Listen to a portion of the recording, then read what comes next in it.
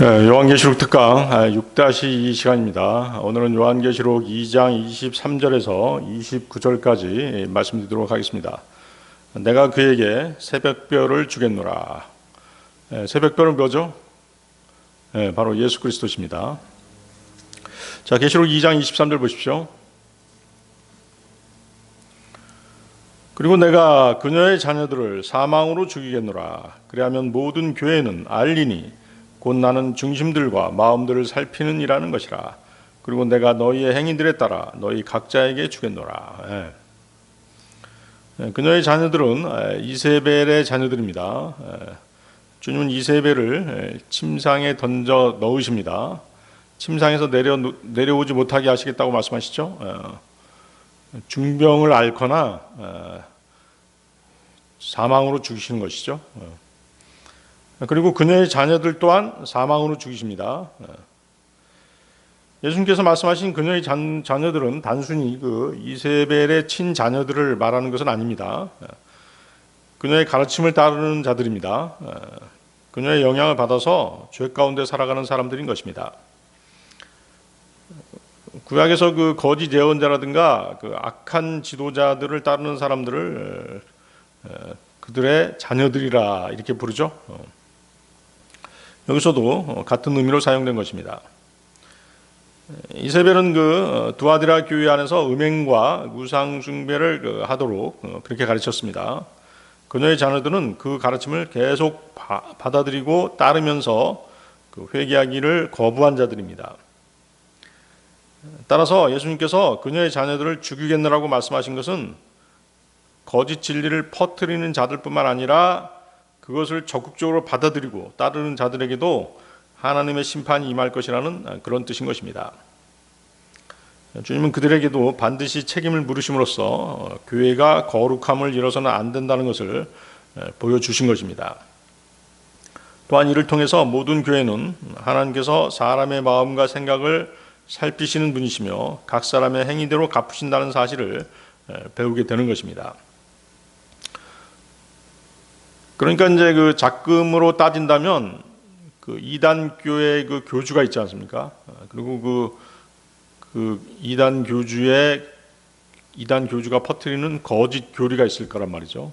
그것을 추종하는 사람들이 있다는 얘기죠. 그래서 주님께서는 이단 교주만 심판하신다는 것이 아니죠. 그 이단 교주를 따르고 그 거짓 교리를 추종하는 사람들까지 모두 심판하신다는 것입니다. 자, 거기 마음이라는 단어가 나오죠. 중심과 마음. 성경에서 마음은 사람의 생각, 의지, 동기하고 관련이 있습니다.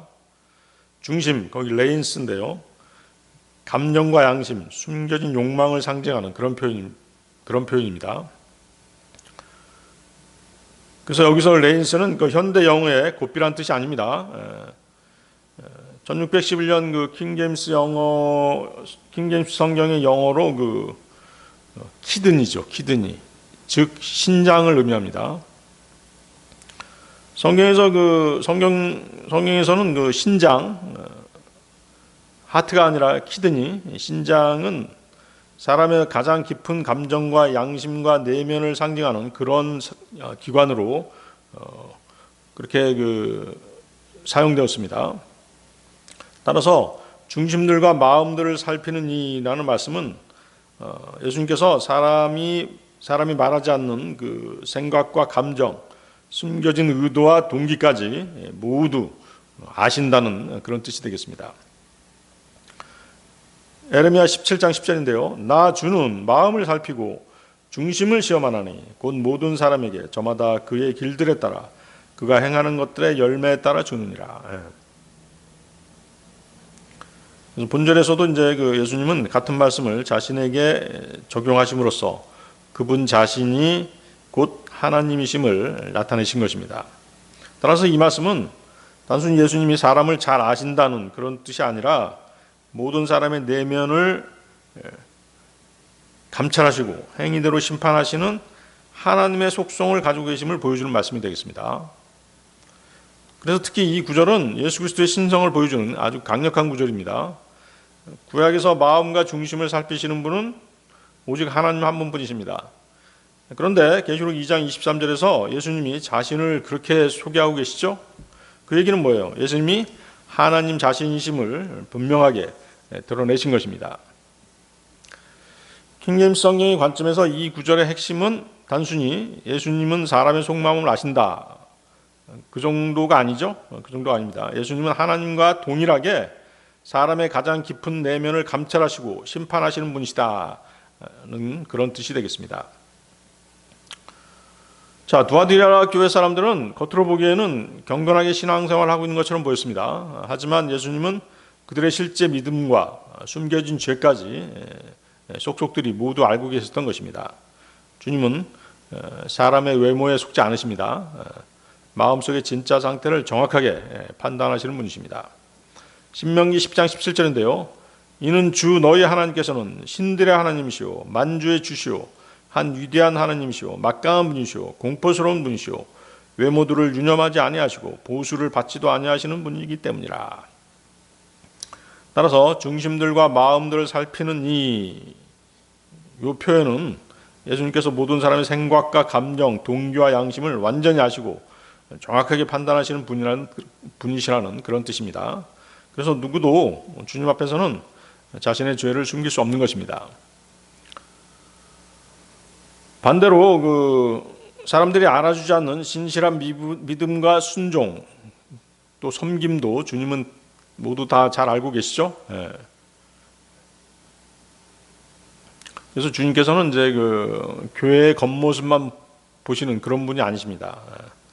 각 사람의 내면 깊은 곳까지도 살피시는 하나님이심을 선포한 그런 말씀이 되겠습니다. 거기 보십시오. 내가 너희의 행위들에 따라 너희 각자에 주겠노라. 행위들에 따라. 구원은 우리가 믿음으로 받죠? 그렇습니다. 은혜의 선물입니다. 그렇지만 구원받은 이유는 행위가 필요한 것이죠. 그래서 믿음에 따라 주시는 것은 은혜의 선물입니다. 행위에 따라 주시는 것은 보상이죠. 그렇습니다. 구원받은 이유 우리가 어떤 행위에 따라 믿음 생활을 했느냐, 그것은 이제 그리스도의 심판석에서 보상으로 연결이 되는 것입니다. 계시록 2장 24절로 가겠습니다.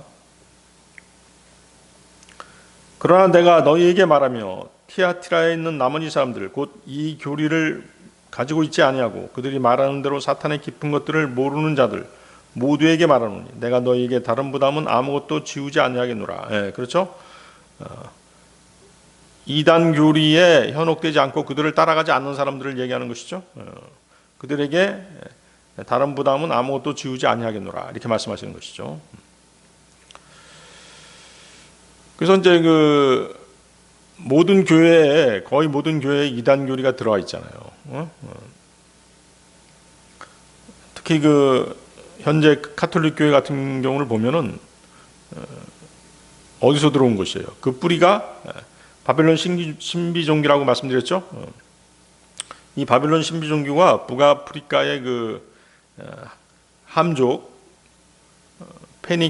페니키아로 넘어가서 바알 숭배로 바뀐 것이죠. 그것이 이제 시돈, 두로 등을 거쳐서 로마 카톨릭으로 유입된 것입니다. 그런데 이 사실을 알고 있는 사람이 많지 않죠.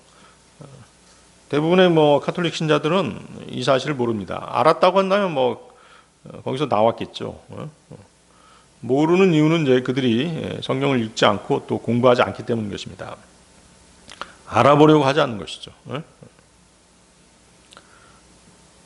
자, 24절에서 이 교리, 그렇죠? 이 교리, 이세벨이 퍼뜨린 발람의 교리와 같은 그런 교리인 것이죠. 발람의 교리가 뭐였습니까? 우상에 바친 제물을 먹도록 하고 음행하도록 가르쳤죠. 성직자가 평신도를 지배하도록 하는 니콜라당의 교리가 포함된 것입니다. 그러니까 주체가 누구에게서?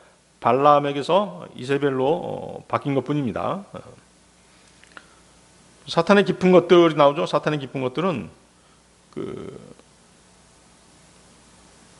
단순히 세상의 악한 죄를 가리키는 말이 아닙니다.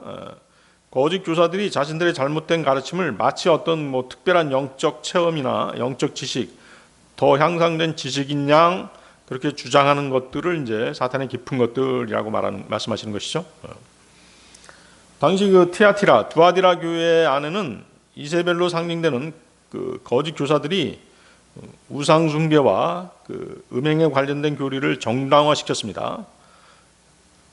또 그것을 이제 그 더 깊은 영적 깨달음이나 비밀스러운 지식인 양 그렇게 선전하고 있었던 것이죠. 그러나 예수님께서는 그들이 자랑하던 깨달음, 즉 사탄의 깊은 것들이 사실은 하나님의 향상된 진리가 아니라 사탄이 사람들을 속여서 죄와 타협으로 이끌어들이는 악한 가르침이라고 그렇게 폭로하셨던 것입니다. 따라서 그 사탄의 깊은 것들이란 하나님을 더 잘 알게 하는 그런 지식이 결코 아닌 것이죠. 죄를 합리화하고 세상과 타협하게 만드는 거짓된 영적 지식과 사탄적인 가르침인 것입니다. 오히려 주님은 성도들에게 그런 것들을 경험하고 연구할 필요가 없고 단지 받은 진리를 굳게 붙들고 끝까지 신실하라고 그렇게 권면하신 것입니다. 성경에는 사탄에 관한 많은 정보들이 있습니다. 사탄의 기원, 사탄의 권세, 사탄의 활동들, 사탄의 천사들과 그의 사역자들 등 이런 것들에 대해서 우리는 또 공부해야 되는 것입니다. 알아야 되는 것이죠. 그래야지만 이제 우리는 영적 전쟁을 치를 수 있습니다. 저걸 모르면 일방적으로 당할 수밖에 없는 것입니다. 성경을 읽다 보면 사탄의 계략이 무엇인지 우리는 알 수 있는 것입니다. 그래서 결코 그런 것들에 넘어가고 현혹돼서는 안 되는 것입니다. 사탄의 깊은 것들은 세상에서 활동하는 어둠의 세력에 대한 이해, 이단들이 전파하는 거짓 가르침이나 교리들, 사탄과 그의 추종자들의 숨겨진 사악한 계획들도 포함되어 있는 것입니다. 자, 하나님께서는 두아디라에 있는 남은 자들에게 내가 너희에게 다른 부담은 아무것도 지우지 아니하겠노라고 말씀하시죠. 거짓 교리를 붙잡지 않은 사람들에게 그들의 신실함을 인정하신 것입니다. 거짓 교리와 관련된 주님의 징계와 심판 등의 어려움을 당하지 않게 하시겠다는 그런 약속입니다. 그래서 이것은 이제 성도들에게 어떤 새로운 교리나 특별히 향상된 지식을 요구하시겠다는 그런 뜻이 아닙니다. 이미 받은 복음의 진리를 굳게 붙들라는 그런 의미인 것입니다. 그런데 이제 그 하나님의 말씀을 읽지도 공부하지도 않으면서 나는 몰랐다라고 이렇게 주장하는 사람들 있죠. 사실 그런 사람들은 하나님의 말씀을 고의로 무시하는 사람들인 것입니다. 아무 관심도 갖지 않았다는 것이 바로 죄인 것이죠. 그래서 하나님의 말씀에 무지한 것은 변명이 되지 않습니다. 성경에서 그 무지는 죄라고 말씀하시죠. 민수기 15장 27절 28절인데요. 그리고 만일 어떤 혼이 무지함으로 죄를 짓는다면 그때 그는 1년 된 암염소 한 마리를 죄 제물로 가져올지니라. 그리하면 제사장은 무지하여 죄를 짓는 혼을 위한 속죄를 이행할지니 그가 주 앞에서 무지함으로 죄를 지을 때 그를 위한 속죄를 이행하기 위해서라. 그리하면 그것이 그에게서 용서되리라. 또 야고보서 4장 17절은 뭐라고 말씀하세요? 선을 행할 줄 알면서 행하지 않는 것도 죄라고 말씀하시죠. 그러므로 선을 행할 줄 알면서 그것을 행하지 아니하는 자에게는 그것이 그에게 죄가 되느니라. 그래서 뭐냐면 이제 그 하나님의 뜻과 인간의 뜻이 같지 않다는 것입니다. 자신의 뜻에 하나님의 뜻을 맞출 수는 없잖아요. 하나님의 뜻에 자신을 맞춰야 되는 것입니다. 하나님의 뜻은 진리지 않습니까? 진리에 맞춰야 되는 것이죠. 그래서 무지는 결코 무죄가 아닙니다. 하나님께서 주신 진리를 외면하는 것입니다. 무지는 하나님께서 주신 진리를 외면하는 것이에요. 무시하는 것이죠. 그래서 결코 핑계가 될 수 없는 것입니다.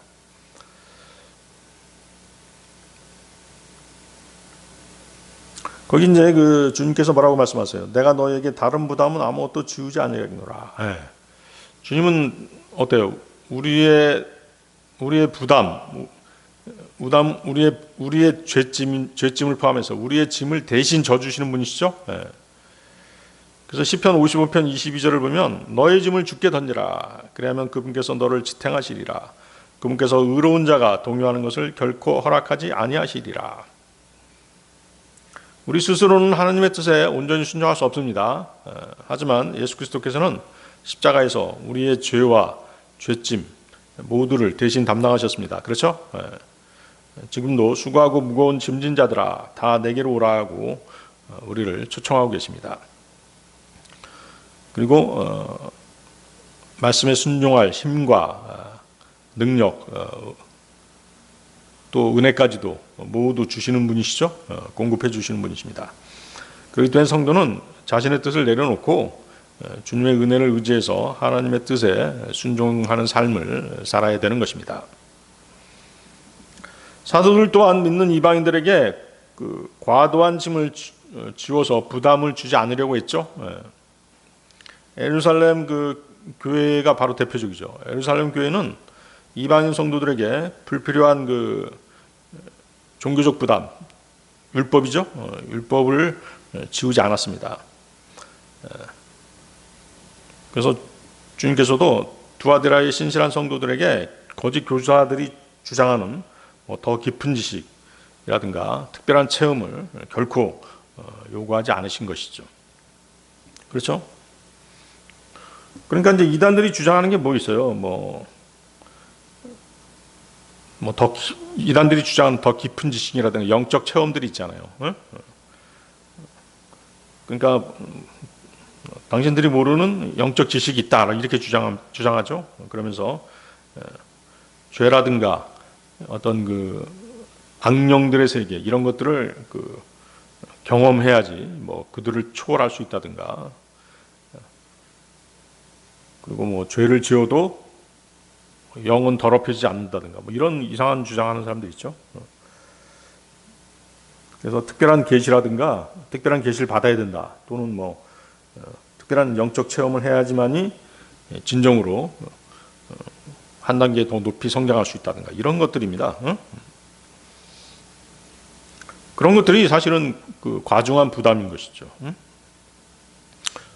성경은 결코 그러한 부담을 가르치거나 주장하지 않습니다. 주님 역시 그러한 부담을 주지 않으시는 것이죠. 그 사도 시대 때 어땠어요? 그 유대인 성도들이, 율법을 준행했던 유대인 성도들이 구원받았지 않습니까? 그리고 뭐라고 얘기했어요? 이방인 성도들도 그 율법을 지켜야 된다 이렇게 주장했잖아요. 할례라든가 이런 것들을 받아야 된다라고 주장했죠. 그렇지만 예루살렘 회의에서 그러한 부담들을 싹 없애줬죠. 사도행전 15장 28절인데요. 이는 이 필수적인 것들 이상으로 과중한 부담을 그들에게 전혀 지우지 아니하는 것이 성령님께와 우리에게 좋아 보였기 때문이라. 그래서 성도들은 거짓 교훈이라든가 영적 혼란의 무게를 짊어질 이유가 없는 것입니다. 짊어질 필요가 없는 것이죠. 이단들은 자꾸 그런 것들을 강요하거든요. 뭐 좀 간단한 예로 이런 것들이죠. 그 방언을 강요한다든가, 방언해야 된다든가, 그렇죠? 아니면 뭐 장풍을 쏴서 사람을 쓰러뜨리는 그런 체험도 막 시키잖아요. 아니, 손바람이 일으킨다고 해서 넘어가지 않는데 다른 사람들 다 이제 넘어지니까 나도 민망해 할까봐 넘어졌다 뭐 이렇게 얘기하는 사람도 있잖아요. 쓸데없는 짓거리잖아요. 그렇죠? 전혀 진리하고 상관없는, 또 성경하고 상관없는 그런 짓들을 한단 말이죠. 이단들은. 그러면서 그것이 마치 무슨 특별한 체험인 것처럼 그렇게 부담을 준단 말이죠. 그래서 이제 그 성경은 그런 것들을 전혀 강요하지 않기 때문에 여러분들이 영적 분별력을 가지고 잘못된 실행, 그런 것들을 거부해야 되는 것입니다. 또 특별히 이제 우리가 기도를 통해서 주님께 그런 것들을 맡겨드려야 되는 것이죠. 그러면 주님께서는 이제 우리를 붙드시고 보호하실 것을 약속하셨습니다.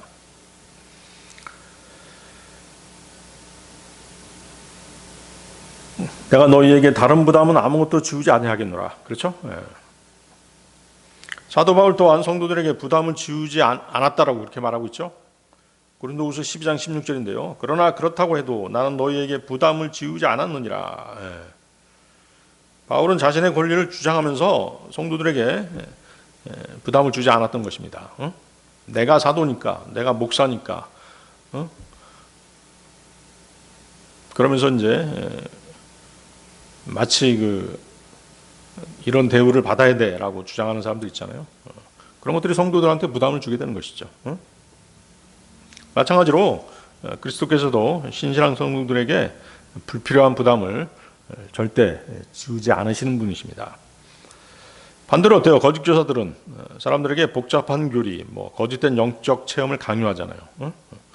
그런 것들이 다 무거운 짐인 것입니다. 그런 무거운 짐을 지우려고 하는 것이죠. 하지만 주님께서는 단순하고 순전한 믿음 안에 거하라고 말씀하시죠. 고린도후서 11장 3절인데요. 그러나 그 뱀이 이브를 그의 간교함으로 기만한 것 같이 어떤 방식으로든 너희의 생각들이 그렇게 그리스도 안에 있는 단순함에서 떠나 변질될까 내가 두려워하노라. 그래서 계시록 2장 24절의 다른 부담은 계시록 2장 24절 다시 보십시오. 다른 부담 나오죠? 다른 부담은 아무것도 지우지 아니하겠노라. 다른 부담은 어떤 새로운 율법이나 신비한 지식이 아닙니다. 거짓 교사들이 강요하던 영적 부담과 잘못된 가르침을 말하는 것입니다. 주님은 성도들에게 그런 것들을 전혀 절대 요구하지 않으십니다. 이미 받은 복음과 진리를 끝까지 붙들 것만을 요구하십니다. 이미 받은 복음과 진리 뭐가 있을까요? 그렇죠. 믿음, 회개, 거룩함, 사랑, 인내, 말씀에 대한 순종 이런 것들이죠. 자, 계시록 2장 25절로 가겠습니다. 그러나 너희가 이미 가지고 있는 그것을 내가 올 때까지 굳게 붙들라. 바로 이것이 주님이 권면하신 선하신 권면인 것이죠. 성도들이 이미 가지고 있는 것은 건전한 교리죠. 교회 내의 말씀에 근거한 바른 전통, 믿음과 선한 양심, 그 밖에 주님이 가르쳐 주신 전한 것들입니다. 신실한 그리스도인이라면 붙잡아야 할 가장 중요한 것이 무엇이겠습니까? 그렇죠? 바로 주 하나님의 신실한 말씀입니다. 디도서 1장 9절인데요. 자신이 가르침을 받아온 대로 신실한 말씀을 굳게 붙잡아야 하리니 그로 하여금 반박하는 자들을 건전한 교리로 권면하고 확신시키게 하려 함이라. 그래서 이제 이 말씀은 원래 이제 교회의 지도자들한테 이제 주신 말씀입니다만은 꼭 직분을 가진 사람들을 향한 말씀은 아닙니다. 목회자라든가 이제 성경 교사는 자신이 받은 복음의 진리를 바르게 이해하고 충실하게 가르쳐 줘야 됩니다. 그 말씀으로 성도들을 가르쳐서 믿음을 굳게 세워줘야 됩니다. 또 잘못된 가르침을 분별해서 바로 잡아줘야 되는 것입니다. 그래서 목회자라든가 성경 교사는 자신의 생각이나 세상 지혜가 아니라 하나님의 말씀에 굳게 서서 진리를 가르치고 오류를 책망하는 그런 사명을 감당해야 된다는 것입니다. 평신도들도 마찬가지인 것이죠. 모든 그리스도인은 하나님의 신실한 말씀을 굳게 붙들어야 되는 것입니다. 사람을 따른다든가 또 그들의 주장에 동조한다든가 하는 것은 실족의 지름길인 것입니다. 그렇죠? 제일 처음에 사람을 따르게 되는 것이에요. 그 사람의 견해를 또 추정하고 그 사람의 어떤 신학적 견해를 따르는 것은 주님의 뜻이 아니죠. 자, 그러면 우리의 신앙 고백은 뭐겠어요? 그렇죠? 히브리서 4장 14절인데요. 그런즉 우리에게 위대하신 한 대제사장 곧 하늘들 속으로 넘어가신 하나님의 아들 예수님께서 계심을 알고 있으므로 우리가 우리의 신앙 고백을 굳게 붙들자. 우리 자신이 믿는 바 신앙 고백을 굳게 붙들어야 됩니다. 바로 히브리서 4장 14절에 나와 있죠. 히브리서 4장 14절의 신앙 고백은 예수 그리스도께서는 하늘에 오르신 위대한 대제사장이시다는 것이죠. 또 하나님의 아들이시다는 사실입니다. 이 사실을 굳게 붙드는 것입니다. 그래서 이 고백은 단순히 입으로만 믿는다고 말하는 것이 아닙니다. 예수님만이 하나님과 사람 사이에 참된 중보자이심을 진실로 믿는 것입니다. 그리고 어떤 시험, 어떤 어려움 속에서도 그 믿음을 포기하지 않는 것을 의미하는 것입니다. 그래서 우리의 소망은 결코 실패하지 않으시는 우리의 대제사장 예수 그리스도께 있습니다. 그렇기 때문에 성도는 하늘에 오르셔서 하나님 우편에서 중보하시는 그리스도를 소망해야 되는 것입니다. 그분을 바라봐야 되는 것이죠. 그것이 바로 자신의 신앙 고백이 되어야 되는 것입니다. 거기 보세요. 내가 올 때까지, 그렇죠? 내가 올 때까지는 주님 오실 때까지입니다. 주님의 재림 때까지. 7년 대환란이 끝날 때까지죠. 우리 교회 시대 성도들한테는 해당 안 되죠. 대환란 때 우리 교회 시대 성도들은 어디에 가 있어요? 그렇죠. 휴거돼서 셋째 하늘에 가 있습니다. 그렇지만 어때요? 대환란 성도들은 주님 재림하실 때까지 견뎌야 되는 것입니다. 그렇죠? 주 예수 그리스도를 믿고 666표를 받지 않고 끝까지 견뎌야 되는 것이죠. 자, 계시록 2장 26절로 가겠습니다.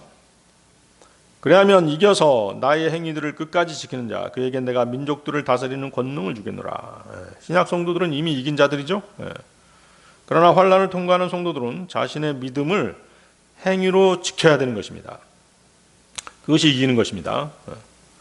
그러니까 이것은 뭐냐면 대환난 때는 지금의 은혜 시대와는 다른 하나님의 경륜이 적용된다는 뜻인 것이죠. 계시록 7장 14절인데요. 그런즉 내가 그에게 말하기를 선생님 당신께서 아시나이다 하였더라. 그러자 그가 나에게 이같이 말하였더라. 이들은 대환난에서 나온 자들이요 그들의 예복들을 어린 양의 피로 씻어 그것들을 희게 하였도다. 여기 계시록 7장 14절 보십시오. 우리는 어때요? 어린 양의 피로 예수님을 믿음으로써 자동적으로 씻겼죠? 씻겼습니다. 그렇지만 대환란을 통과하는 환란 성도들은 어때요? 자신들이 씻어야 돼요. 그렇게 돼 있죠? 그들의 예복들을 어린 양의 피로 씻어 자신들이 씻은 것이죠. 이것이 뭐예요? 바로 행위죠. 은혜 시대의 그리스도인들의 의는 주 예수 그리스도십니다. 그래서 은혜 시대의 성도들의 구원은 자신들의 행위가 아닌 오직 주 예수 그리스도를 믿는 믿음인 것이죠.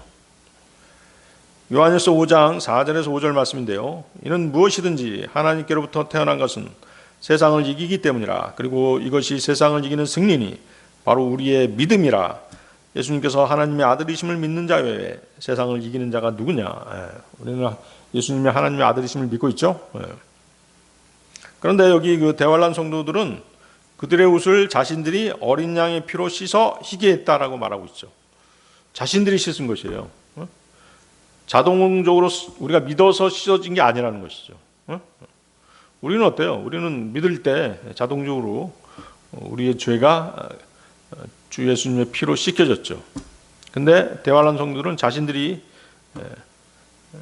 행위로 자신의 믿음을 지켜야 되기 때문에 이런 표현이 나오는 것입니다.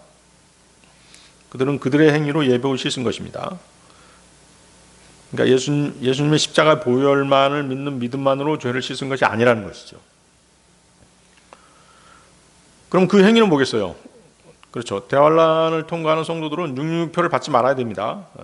짐승의 형상에게 경배하면 안 되죠. 또 그 표를 666표를 안 받았기 때문에 경제적으로 사고 팔 수 없잖아요. 그러니까 경제적으로 굉장히 어려울 수밖에 없습니다. 그것을 견뎌야 되는 것이죠. 끝까지 주님 오실 때까지 견디라는 말씀입니다. 죽기까지 신실해야 된다는 것이죠. 믿음을 부인하지 않아야 됩니다. 이것이 이제 대환란 때 이기는 것입니다. 다시 말씀드리지만 대환란을 통과하는 성도들은 믿음뿐만 아니라 행위들로 그 믿음을 지켜야 되는 것입니다. 나의 행위들을 끝까지 지키는 자라는 구절에 주목하시기 바랍니다. 먼저 이게하고 나의 행위, my works, 즉 예수님의 행위를 본받아서 그분의 뜻대로 살아가는 삶을 끝까지 지키는 것입니다. 나의 행위는 예수님의 말씀을 믿고 순종하고 거룩함을 지키고 사랑을 실천하고 어떤 핍박과 유혹 속에서도 끝까지 그리스도를 따르는 삶을 말하는 것입니다. 신약 그리스도인들은 어때요? 한번 믿어서 구원받았으면 이런 행위가 없더라도 구원이 계속 유지가 되죠. 그렇지만 어때요? 환난을 통과하는 성도들은 믿음을 부인하게 되면 바로 구원이 취소되는 것이죠. 그래서 대환난에서 구원받는 방법은 믿음에 더한 행위인 것입니다. 말로는 믿는다고 하고 행위가 없으면 그의 구원은 성립되지 않는 것입니다. 믿다가 짐승의 형상에게 경배하고 융표를 받게 되면 구원이 취소되는 것입니다. 거기 보십시오. 내가 민족들을 다스리는 권능을 주겠노라. 환난 때 끝까지 견뎌서 믿음을 지킨 사람이 받는 보상은 천년왕국에서의 통치권인 것입니다. 자, 계시록 2장 27절로 가겠습니다. 그런즉 그는 철장으로 그들을 다스릴지니라. 토기장의 그릇들같이 그들이 산산이 부서지리니 바로 내가 나의 아버지께 받은 것과 같으니라. 이 구절에서 근원은 예수 그리스도가 아니죠. 여기서 근원은 이기는 자들을 말하는 것입니다. 그래서 이 구절은 이제 그 대환난에서 이기고 끝까지 견딘 자들이죠. 그런 자들은 예수님이 아버지로부터 받은 것과 같은 그 통치권을 받게 된다는 뜻입니다. 그래서 대환난에서 이기는 자는 세 부류로 나눌 수 있습니다. 첫째, 14만 4천 명의 유대인들이죠. 계시록 7장 4절. 그리고 내가 인장을 받은 자들의 수에 대하여 들었는데 이스라엘 자녀들의 모든 지파들에서 14만 4천 명이 인장을 받았더라. 두 번째, 환난을 통과하는 성도들이죠. 이들은 유대인 14만 4천 명이 전한 왕국 복음을 듣고 주 예수님을 믿은 사람들입니다. 아까 그 계시록 7장 14절에 그들이 이제 지금 천상에 올라가 있잖아요. 환난 후 휴거로 이제 환난 전 휴거가 아니라 환난 후 휴거로 천상에 올라가 있는 것입니다. 마태복음 24장 14절인데요. 그래야면 이 왕국 복음이 모든 민족에게 증거로서 온 세상에 선포되리라. 그러고 나서 그때 끝이 오리라. 왕국 복음은 이제 지금 은혜의 복음과 다릅니다. 대환난 때 전해지는 복음이죠. 그래서 그들은 이제 그 대환난 성도들은 끝까지 이마나 손의 표를 받지 않았습니다. 짐승의 형상에도 경배하지 않았던 것이죠. 계시록 7장 9절 아까 읽었죠? 다시 한번 읽어보겠습니다. 계시록 7장 9절도 한번 읽어보겠습니다.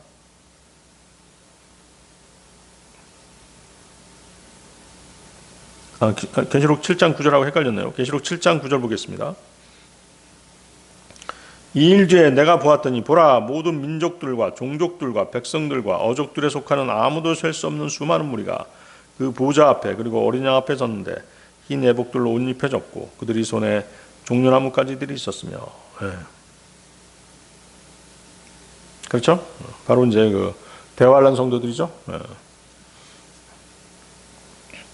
환난 후 휴거로 이제 천상에 올라간 것입니다.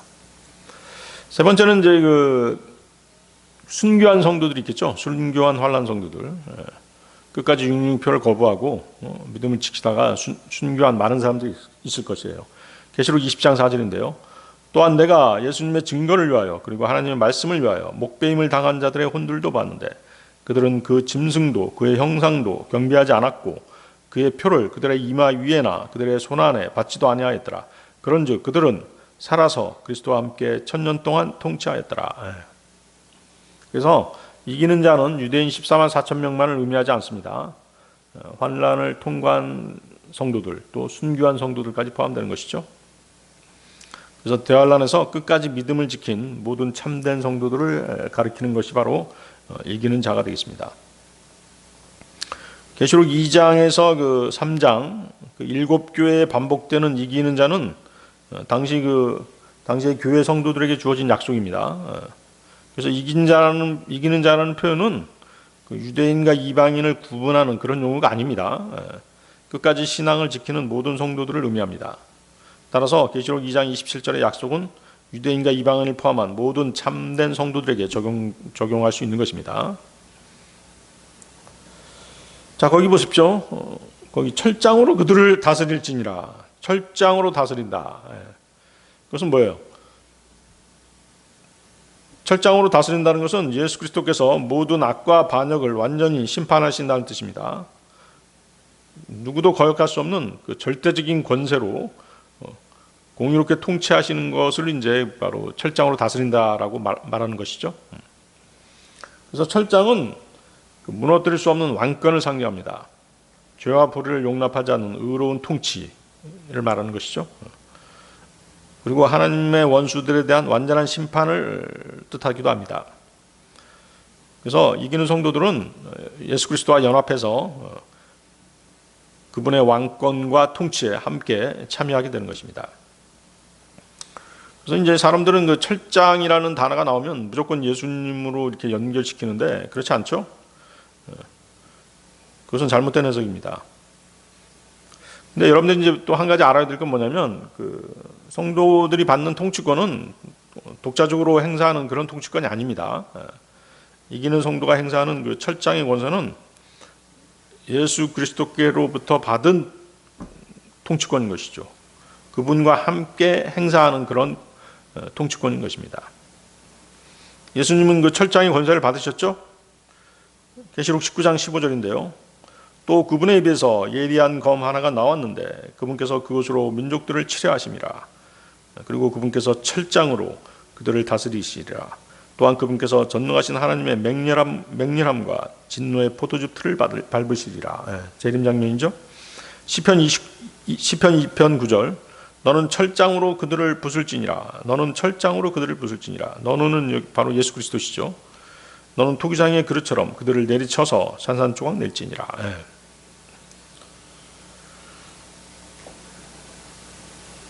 계시록 12장 5절에도 철장으로 다스릴 자가 나오죠.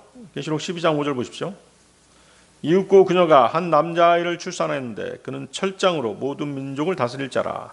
그런즉 그녀의 아이가 하나님께로 그리고 그분의 보좌로 붙들려 올라갔더라.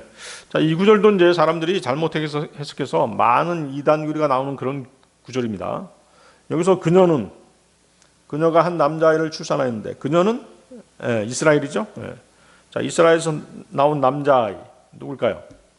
많은 사람들이 이 사내아이를 예수 그리스도로 해석합니다. 그 해석 역시 잘못된 것이죠. 자, 이 구절의 상황은 어떤 상황이에요? 대환란 상황이죠. 지금으로부터 2000년 전에 로마 식민지 이스라엘이 아닙니다. 예수님은 대환란 때 어디 계세요? 셋째 하늘에 계시죠. 그렇죠? 그렇다면 대환란 때 이스라엘에서 태어날 수가 없잖아요. 대환란 때 이스라엘에게서 태어난 사내아이는 예수님이 될 수가 없죠. 대환란 때의 남자아이는 유대인 14만 4천 명을 말하는 것입니다. 그들 14만 4천 명은 대환란 때 왕국 복음을 전하다가 휴거되는 것입니다. 거기 마지막 구절 보십시오. 17장 15절 뒷부분. 그녀의 아이가 하나님께로 그리고 그분의 보좌로 붙들려 올라갔더라. 바로 휴거죠. 그들이 휴거돼서 이제 하늘에 있는 모습이 계시록 14장에 나와 있잖아요. 계시록 14장 1절 3절에 나와 있습니다. 보십시오. 계시록 14장 1절에서 3절. 그리고 내가 바라보았더니 보라 한 어린 양께서 시온산 위에 계셨으니 그분의 아버지의 이름이 자신들의 이마 안에 기록된 14만 4천 명이 그분과 함께 서 있더라. 그리고 내가 하늘로부터 한 음성을 들었는데 많은 물들의 음성 같고 엄청난 천둥의 음성 같았더라. 그리고 자신들의 하프들로 하프를 타는 하프 연주자들의 악기음도 내가 들었노라. 그러자 그들이 그 보좌 앞과 내 짐승들과 그 장로들 앞에서 새로운 노래 같은 것을 불렀더라. 그러나 땅에서 구속받은 14만 4천 명 외에는 아무도 그 노래를 배울 수 없었더라. 그렇죠? 거기 그 시온산이 나오는데 그 바로 이제 셋째 하늘의 시온산이죠. 그 사내아이, 어린아이가 14만 4천 명인데 그들이 왕국 복음을 전하다가 휴거된 것입니다. 그래서 정리해 보겠습니다. 계시록 2장 27절은 대환란에서 견디고 이긴 자가 받는 보상입니다. 주님과 같은 통치권이 그들에게 주어진다는 뜻입니다. 그리고 계시록 19장 15절과 시편 2편 9절 아까 읽었죠? 거기서 철장으로 다스리시는 분은 바로 예수 그리스도시죠. 또 계시록 12장 5절의 그 남자아이, 사내아이는 이제 유대인 14만 4천 명입니다. 자, 계시록 2장 28절 29절로 가겠습니다. 그리고 내가 그에게 새벽별을 주겠노라. 귀 있는 자 그는 성령께서 교회들에게 말씀하시는 것을 들을지어다. 자, 28절의 새벽별은 주 예수님이시죠? 계시록 2장 16절을 보면 아주 명확해집니다. 계시록 2장 16절. 나 예수는 교회들 안에서 너희에게 이런 것들을 증언하고자 나의 천사를 보냈노라. 나는 다윗의 뿌리이자 후예요 빛나는 새벽별이라. 성경이 성경을 해석해주고 있습니다.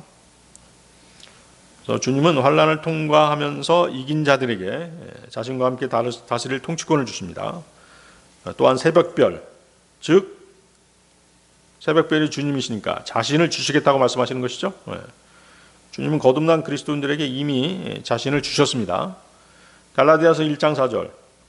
그분께서는 우리의 죄들로 인하여 자신을 주셨으니 하나님 곧 우리 아버지의 뜻에 따라 우리를 이 약한 현 세상에서 구해내려 하심이라. 디모데전서 2장 6절. 그분께서 모두를 위하여 하나의 속량값으로 자신을 주셨으니 합당한 때 증언을 받으시리라. 구약에서도 이제 구약을 보면 주님께서는 아브라함에게 자신을 주셨다라고 말씀하십니다. 창세기 15장 1절인데요. 아브라함아 두려워하지 말라. 나는 너의 방패요 너의 지극히 위대한 보상이라. 바로 이 말씀이죠. 너의 지극히 위대한 보상이라. 주님 자신이 위대한 보상이라는 것이죠. 나 자신을 주셨다는 것이죠. 레위 제사장들에게는 그 하나님 자신이 그들의 지분이며 유산이라고 말씀하시죠. 민수기 18장 20절인데요. 그리고 주께서 아론에게 말씀하셨느니라. 너는 그들의 지역 가운데서 유산을 갖지 못하리니 너는 그들 사이에서 어떠한 지분도 가지지 못하리라. 이스라엘 자녀들 가운데서 내가 너의 지분이요 너의 유산이로다. 가나안 땅에 들어가가지고 그 이스라엘은 어땠어요? 각 지파마다 땅을 배분했죠. 땅을 배분했지만 레위 지파는 제사장 지파이기 때문에 땅을 분배받지 못했죠. 대신 주 하나님이 그들의 지분이자 유산이라고 말씀하시죠. 그래서 구약에서 그 레위 제사장들이 하나님을 유산으로 받은 것은 이제 신약 성도들에게 아주 중요한 그런 교훈을 주고 있습니다. 믿는 사람의 가장 큰 축복은 물질이나 땅이 아닙니다. 하나님 자신을 소유하는 것입니다. 시편 73편 25절 26절인데요. 하늘에서 당신 외에 누가 제게 있나이까? 또 땅 위에서 제가 사모할 자가 당신밖에 없나이다. 제 육체와 제 마음이 쇠하나이다. 그러나 하나님께서 내 마음의 힘이시오 영원토록 내 몫이시니다. 하나님이 내 몫이다. 하나님을 소유하는 것이죠. 그래서 우리 그리스도인들에게 가장 소중한 것은 바로 주 하나님이십니다. 주님을 얻는 것, 즉 그리스도를 알고 그리스도로 만족하고 그분을 위해 사는 것, 이것이 우리 성도들의 모든 것인 것이죠. 레위 제사장들에게 주어진 내가 너의 지분이요 너의 유산이로다는 이 말씀은 하나님 자신이 가장 크고 영원한 유업이 되신다는 놀라운 특권을 보여주는 그런 말씀인 것입니다. 신약 성도들은 어때요? 신약에서는 모든 성도가 왕가의 제사장으로 부름받았다라고 말씀하시죠. 그렇기 때문에 하나님 자신을 가장 귀한 기업으로 삼는 삶을 살아가도록 그렇게 초청받고 있는 것입니다. 베드로전서 2장 9절인데요. 그러나 너희는 선택받은 세대요 왕가의 제사장단이요 거룩한 민족이요 독특한 백성이로다. 이는 너희를 어둠에서 불러내어 자신의 놀라운 빛으로 들어가게 하신 분에 대한 찬송들을 너희로 하여금 내보이게 하려 하심이라. 그래서 새벽별을 주시겠다. 새벽별, 주님 자신을 주신다는 뜻이고, 또 새벽별들이 나오죠. 새벽별들, 복수가 나옵니다. 욥기 38장 7절인데요. 언제 새벽별들이 함께 노래하였으며 하나님의 아들들이 모두 즐거움으로 환호했느냐. 바로 이제 욥기 38장 7절은 새벽별들이 나오고 하나님의 아들들이 나오죠.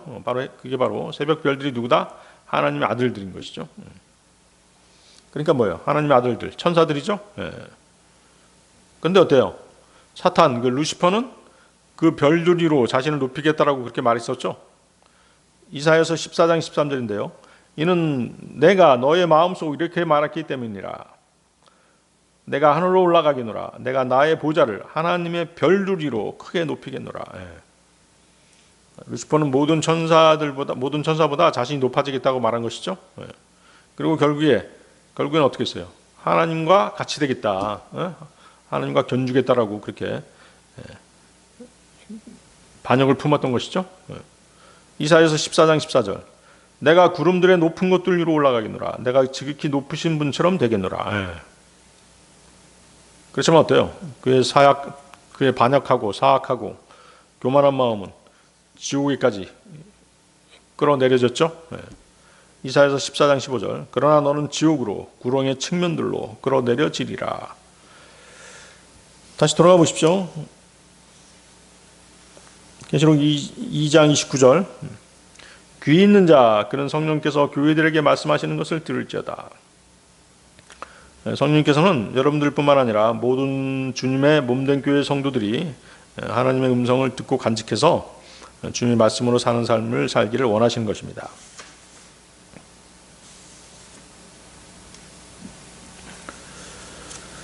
자, 새벽별에 대한 얘기를 한 가지만 더 해보겠습니다. 새벽별은 또 이제 주님의 공중재림, 휴거하고 관계가 있죠.